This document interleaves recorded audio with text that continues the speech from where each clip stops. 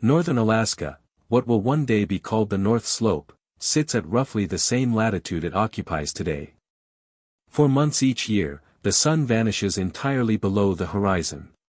Snow settles across the broad floodplains and conifer forests of the Prince Creek Formation in a cold, silent blanket that seems to muffle the entire world. And yet life, in astonishing abundance, endures here. Moving through the open floodplains in late autumn, a herd of Pachyrhinosaurus picks its way between stands of low vegetation. These are ceratopsians, large, powerfully built herbivores carrying elaborate bony bosses above their snouts where a horn might otherwise sit, their frilled neck shields rising behind their heads like ancient shields.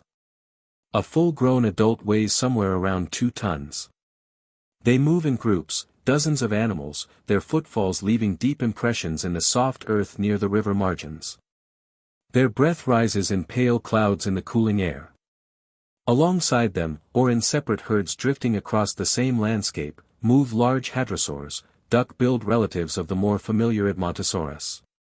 These animals are grazers and browsers, moving steadily through the vegetation, keeping close to their own kind as the light dims and the days shorten.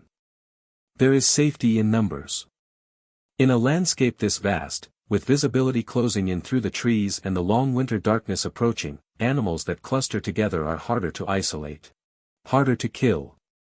Because something else lives here too.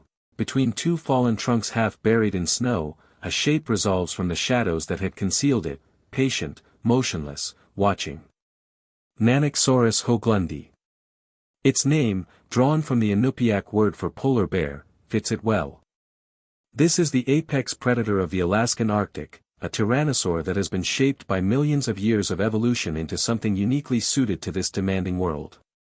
Smaller than its southern relative Tyrannosaurus rex, perhaps 6 meters from nose to tail, perhaps around a ton in weight, it is nonetheless the largest predator in this ecosystem by a significant margin. Its skull is long and deep, its jaws armed with the bone-crushing teeth that define its lineage. Its forelimbs are short, vestigial in function but not in power. The animal advances from the tree-line in a slow, deliberate walk, angling toward the trailing edge of the Pachyrhinosaurus herd. The target is a mid-sized individual, slightly separated, pausing to scrape at a patch of frozen ground. The Tyrannosaur moves with its body low, steps placed carefully, weight distributed to minimize the creak and crunch of snow beneath its feet. But ceratopsians are not passive animals. One of the larger members of the herd raises its head, turning toward the tree-line. A low sound ripples through the group. In seconds the trailing individual has rejoined the press of bodies, horns and frills turning outward. The herd tightens into a wall of muscle and bone. Nanuqsaurus stops. The calculation is instant and unfavorable. It withdraws into the forest without a sound. The days that follow are lean ones. A failed hunt costs energy in an environment where energy is a form of currency more valuable than anywhere else on Earth. The polar winter is not approaching, it is already here, pressing down on the landscape, shortening what little light remains. The animal ranges across a wide territory, following the scent of the herbivore herds, sleeping in the shelter of dense forest, burning reserves it cannot easily replace. Weeks pass. Then, along a river bend where a flooding event has deposited a stretch of open ground, the opportunity arrives.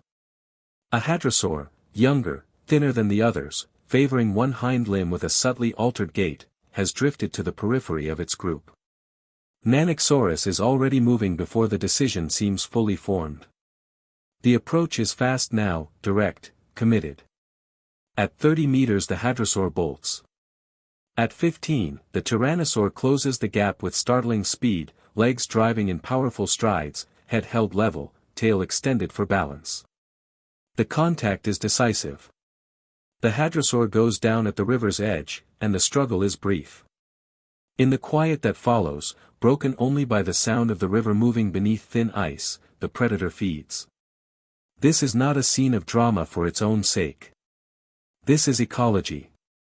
Nanuqsaurus does not hunt to fill a story, it hunts because the herbivore herds of the Prince Creek Formation require a check on their numbers, a pressure that prevents any single population from expanding unchecked and stripping the landscape bare. The predator and its prey are bound together in a balance that has been calibrated by evolution across millions of years, in a darkness and a cold that neither fully escapes. In the endless Arctic winter, life persists in careful negotiation between the very large and the very powerful, and Nanuqsaurus, small by Tyrannosaur standards but master of everything within reach, sits at the center of that negotiation, unseen until the moment it chooses not to be.